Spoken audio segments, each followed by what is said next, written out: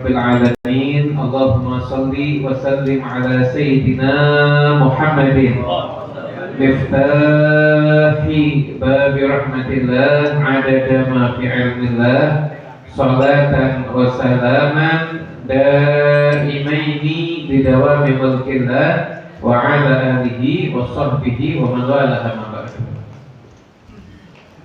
Tadi disampaikan dalam qasidah wa husnul dhanni fi man da'ani rasmani.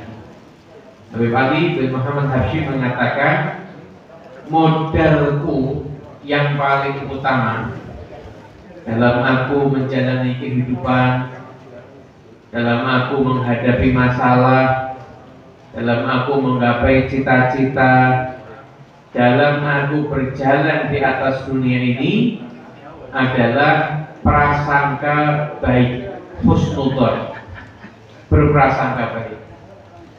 Prasangka baik pada Allah Ta'ala itu dikatakan oleh Nabi Sallallahu Alaihi Wasallam perkara yang tidak ada perkara yang lebih unggul daripada itu, yaitu selalu berprasangka baik kepada Allah Subhanahu wa Ta'ala. Makanya Nabi Muhammad Sallallahu Alaihi Wasallam, kita lihat Nabi itu basis dakwah beliau itu husnudzon billah, prasangka baik kepada Allah. Ini Nabi ajarkan kepada umatnya.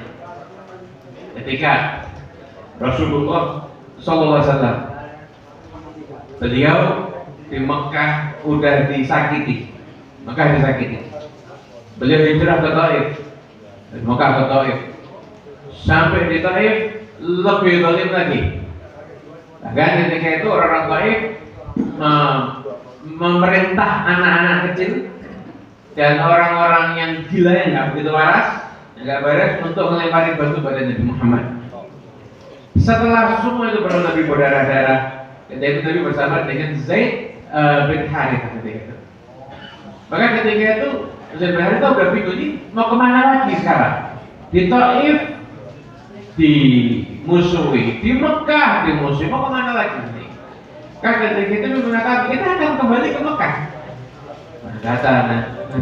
Kata Zaid, ya Rasulullah apa ke Mekah?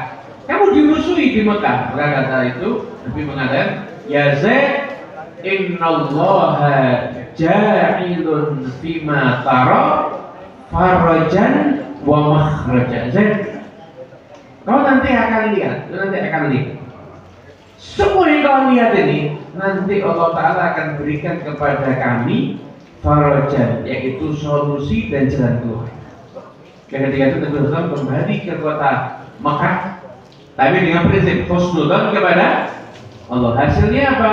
Nabi dapat solusi. Ketika itu beliau bisa hijrah ke kota Madinah, dan akhirnya 8 tahun setelah hijrah ke kota Madinah, Nabi kembali ke kota Mekah untuk Fathu Mekah sebagai penguasa kota Mekah. Nah, ini husnudzonnya Rasulullah Sallallahu Alaihi Wasallam. Bagaimana husnudzonnya Nabi ketika perang Khandaq? Ketika perang Khandaq, saat itu ada batu yang nggak bisa disingkirkan, dipukul berkali-kali batu itu nggak pecah, sampai akhirnya dipukul sama Nabi Muhammad. Yang dipukul ada kilatan, Nabi kilatan ke arah sana, nanti yang di sana Romawi jatuh kepada kita, yang sana Persia jatuh kepada kita, 3 kilatan itu. Jadi Nabi Muhammad itu selalu tidak ada yang keluar dari Nabi Muhammad itu ucapan yang kalimatnya negatif, itu nggak ada. Semua itu positif. Tentang dakwah gimana? Nabi mengatakan, kullu ummati yadkhuluna al-jannah. Semua umatku masuk surga. Illa man aba, kecuali yang tidak mau. Beliau tidak ngomong gini, umatku ada yang masuk surga, ada yang tidak, tapi semua umatku itu masuk surga, kecuali yang tidak mau, tidak bisa masuk neraka. Semua umatku ini masuk surga, illa man aba, kecuali yang tidak mau. Kata sahabat, ya Rasulullah, siapa yang tidak mau? Man ata'ani dakhala jannah, taat sama aku masuk surga. Wa man asani, gak mau taat sama aku, dapat apa? Berarti gak mau masuk surga. Itu saking bagaimana Nabi Rasul itu memilih kalimat yang di situ tetap mengandung optimis husnuzon kepada Allah Subhanahu wa Ta'ala. Kalau kita lihat banyak sekali di dalam kehidupannya Nabi Sallam itu kalimat-kalimat yang ketika itu Nabi Sallam itu menunjukkan kalimat-kalimat yang positif. Nah, ketika beliau itu posisinya di gua bersama dengan Sayyidina Abu Bakar Siddiq. Nah, dia itu musuh udah di atas, jadi gua ini di bawahnya. Ini musuh udah lihat ke depan, udah lihat ke kanan, udah lihat ke kiri, udah lihat ke belakang, udah lihat ke atas. Kalau lihat bawah, lihat Nabi Muhammad sama Sayyidina Abu Bakar Siddiq. Semua arah udah lihat, kecuali bawah yang belum dilihat. Sayyidina Abu Bakar Siddiq gemetar. Rasulullah, aku mati, aku ini bukan siapa-siapa, tapi aku mati, kau hanya umat ini. Maka kata Nabi, ma dhannuka bi itsnain Allahu thalithuhuma. Gimana pendapatmu ada dua orang yang ketiganya kok Allah itu gimana? La tahzan innallaha ma'as sedih. Allah sama kita. Jadi Nabi sudah bukan sedih, tekan Nabi sampai. Maka ketika setelah itu, ketika Nabi keluar dari gua dikejar sama Suraqa bin Ju'thum. Itu Suraqa bin Ju'thum itu satu-satunya orang yang mengejar Nabi Muhammad dan bisa lihat Nabi Muhammad pendapatnya itu cuma dia. Karena dia terkenal pemburu paling hebat di saat itu. Dia kalau dia ada onta dan jejak onta, itu dia megang gini bisa tahu ontanya jantan atau betina. Dan di atas onta ada berapa orang? Hanya megang bekas jejaknya onta. Semua nggak ada yang berhasil menemukan Nabi kecuali dia. Dan ketika lihat Nabi langsung jalan cepat. Sudah operasi lihat, ini kita dikejar ya, kata Nabi. Santai aja, tidak mungkin ada apa-apa. Ini Suraqa begitu sudah dekat, itu tiba-tiba kudanya itu ambles dan dianya itu terpental jatuh. Satu, setelah itu jalan lagi, kedua jatuh lagi, percobaan ketiga jatuh lagi nyerah. Jadi nyerah baru didatangi sama Nabi Muhammad. Mendatangi sama Nabi Muhammad Islam, intinya ketika itu damai ya sama Nabi. Ada dia itu sama Nabi nggak dihukum apa juga. Terus Nabi mengatakan suatu hari, gimana kalau kamu itu pakai siwar itu. Kita pernah lihat dari zaman dulu kan ada gelang yang punya kode ini. Siwarnya Raja Kisra. Siwarnya Raja Kisra. Kisra itu dulu raja itu ada dua kerajaan terbesar, Romawi sama Persia. Persia itu 5 juta kilometer persegi. Kalau Romawi, Persia 7,2 juta kilometer persegi, Romawi 5 juta kilometer persegi, tengah-tengahnya Islam. Nah, Persia ini sekarang wilayahnya wilayah daerah negara Iran gitu, arah sana.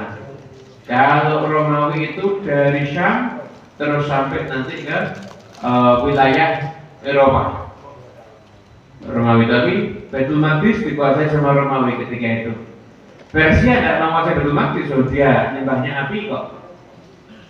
Kalau Romawi kan masih menganggap Nabi Isa itu adalah orang suci, jadi dia masih Baitul Maqdis, masih percaya dengan Nabi Musa. Itu kalau Romawi, maka dia kuasai Baitul Maqdis ketika itu, Masjidil Aqsa. Nah, akhirnya setelah itu Nabi SAW mengatakan kamu akan pakai siwarnya Kisra. Dan ketika itu mustahil ucapan itu. Kenapa? Karena kalau pakai siwarnya Kisra berarti dia berhasil menumbangkan Kisra. Akhirnya Suraqa ini udah lihat mujizatnya Nabi tetap dan masuk Islam sampai Fathu Makkah baru masuk Islam. Fathu Makkah dia baru masuk Islam. Umurnya panjang. Nabi wafat dia masih hidup.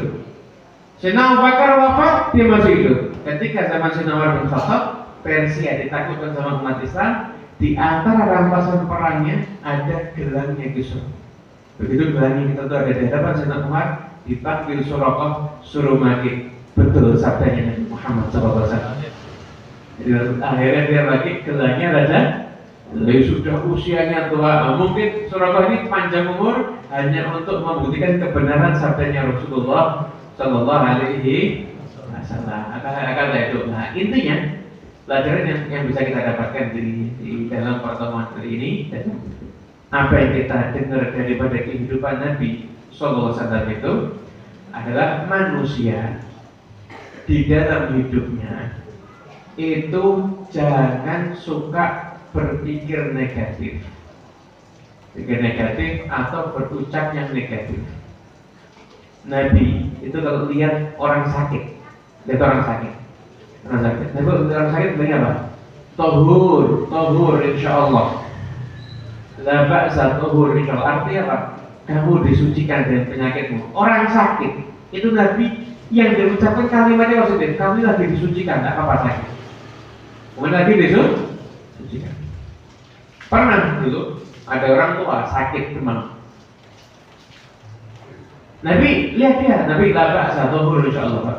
Ini pensuci kamu ini. Orang tua ini enggak apa? Syekhul kabir, bihi hurmat kafur, tusiruhul kubur. Misalnya orang tua kena demam, lagi masuk kuburan. Nabi nak tahur insyaallah. Sudah selesai 4 kali dia jawabnya begitu. Nabi, nah bila begitu mau ya terserah. Besok sorenya orang itu mati. Besok sorenya orang itu mati.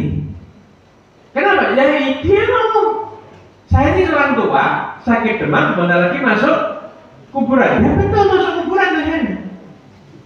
Betul akhirnya masuk kuburan. Lagi kamu juga sama. Namun juga gak sama. Apapun yang terjadi, kita ini husnudzon kepada Allah. Kerja dipecat, misalkan. Dalam hati husnudzon Allah, berarti saya tidak boleh kerja sama orang, harus jadi bos berarti. Saya niatnya gitu.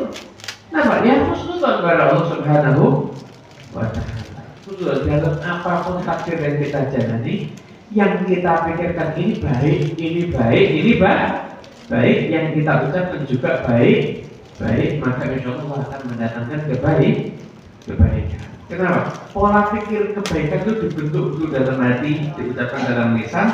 Nanti insya Allah Ta'ala akan kasih kekuatan untuk mewujudkannya. Gitu. Jadi orang itu jangan dikit-dikit pikirannya negatif.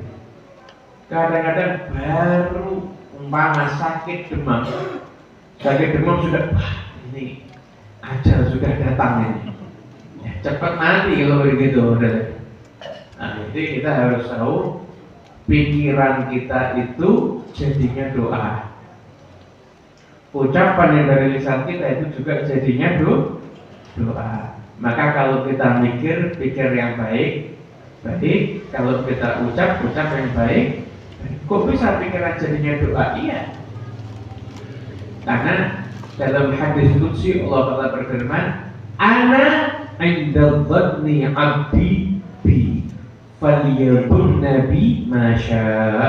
Kata Allah, aku tergantung prasangka hambaku. Silahkan mau berprasangka apa. Kalau dia berprasangka Allah akan menjawab doanya, diijabah. Kalau dia berprasangka Allah akan memuliakan dirinya, dia muliakan. Allah akan mengangkat derajatnya, diangkat derajatnya. Allah akan membukut penyakitnya, disebut penyakitnya. Allah akan ngasih solusi untuk masalahnya, kasih solusi sama Allah. Kata Allah, aku tergantung prasangka hambaku. Silahkan dia mau berprasangka apa. Kalau prasangka Allah ngasih, ya Allah akan ngasih. Kalau kamu prasangka Allah tidak ngasih, ya Allah tidak ngasih. Sesuai dengan prasangka hambanya. Maka pikiran kita itu jadinya ucapan kita juga jadinya ucapan jadinya doa. Dulu pernah Nabi SAW itu naik unta pernah punya sahabat. Saya itu tiba-tiba unta yang mungkin ngadat, yang punya unta itu unta punya orang, tapi dipinjemin ke Nabi. Yang punya unta itu ngelaknat untanya, melaknat untanya. Maka Nabi langsung turun, saya mana ini? Kenapa? Ini sudah kamu laknat. Kenapa? Ucapan itu jadinya doa. Ucapan itu jadinya doa. Orang ngomong misalkan dalam rumah tangga, misalkan anaknya nakal, kan orang dulu tuh semarah-marahnya sama anak itu cuma mau Allah yahdik, semoga Allah ngasih kita ya kamu. Sekarang anak nggak manfaat dan sebagainya. Kayaknya untuk ucapan dilontarkan sama orang tua, jadinya anaknya betul orang yang nggak manfaat. Dasar anak nakal, akhirnya jadinya anaknya makan. Dasar anak tidak berguna, jadinya anaknya tidak berguna. Bayangkan kalau sama unta aja, bahkan dikatakan tadi ketika menjelaskan bukan cuma sama unta, ucapan laknat, ucapan mensial-sialkan. Ini rumah ini memang sial, tidak bawa berkah. Ya betul, rumah sial, tidak bawa berkah. Kendaraannya ini, misalkan toko-toko ini tidak rezeki nih, ya betul, tidak dapat rezeki dari situ. Makanya pikiran kita itu doa, lisan kita yang keluar dari mulut kita itu juga doa. Maka mikir yang bagus-bagus, lisannya keluar juga ucapan yang bagus. Lagi nanti kan kadang-kadang kita nih sering kemakan sama sumpah kita sendiri. Sering makan sama sumpah kita sendiri. Buka toko, berikut mendoki katanya sepi. Ya sepi, betul kan itu. Hari itu ya sepi. Kenapa? Ya kemakan sama omongan kita sendiri. Asli model gitu itu sekarang mungkin laris. Ya tidak laris. Kenapa? Ya kemakan sama omongan kita sendiri. Jadi bukan Allah tidak ngasih, kitanya yang keliru. Jadi kita kadang-kadang kebiasaan nyumpahi akhirnya diri kita kena sumpahnya kita sendiri. Waliyahudzubillah min. Makanya biasakan. Nyata sudah dengar ilmu ini. Nanti kalau sampai di rumah misalkan ada yang dengar ucapan negatif, ada jangan ngomongin jangan gitu. Insya Allah hari ini rezekinya berkah lancar, laris. Gitu ya, insya Allah sesuai dengan apa yang kita ucapkan. Jadi kadang-kadang kita ini kemakan dan ucapan kita sendiri. Makanya hati-hati dalam berpikir, hati-hati juga dalam berucap. Setiap kita dapat masalah langsung pikirkan. Nanti masalah kecil, bentar lagi dapat jaring Allah. Setelah itu nanti kita hadiah atas sabarnya kita terkesan dengan sesuatu yang besar. Kasih beneran sama Allah Subhanahu wa Ta'ala. Ada baru tidak disopo tonggo, begitu saya dulu. Aku tidak disopo ngoko. Kenapa sih begini? Kenapa dia begitu? Kenapa ini begitu dan lain sebagainya? Anggap tidak ketok. Itu aja. Dia salah paham ya, tidak apa-apa. Nanti saudara dia tahu yang benar. Nanti kan malu sendiri. Sudah situ aja. Pokoknya semua masalah itu anggap kecil.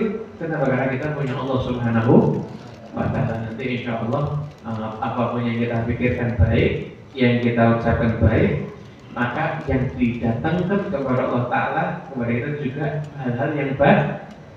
Tahu tidak? Nasib. Akhir waktu kan ada kata nasib, bukan ada kata nasib. Nasib itu dari bahasa Arab. Ada apa? Nasib. Artinya bagian jatah. Orang itu ucapannya baik, pikirannya dipikirkan baik. Nasib jatahnya dapatnya baik. Nasibnya baik insya Allah. Tapi kalau yang dipikirkan masalah kecil, dipikirkan kayak segunung. Ucapannya dikit-dikit nyumpah. Nasibnya itu sesuai dengan apa yang dia lakukan itu. Benar kita saudara yang nasibnya baik. Insyaallah amin ya rabbal alamin. Wassalamualaikum warahmatullahi wabarakatuh.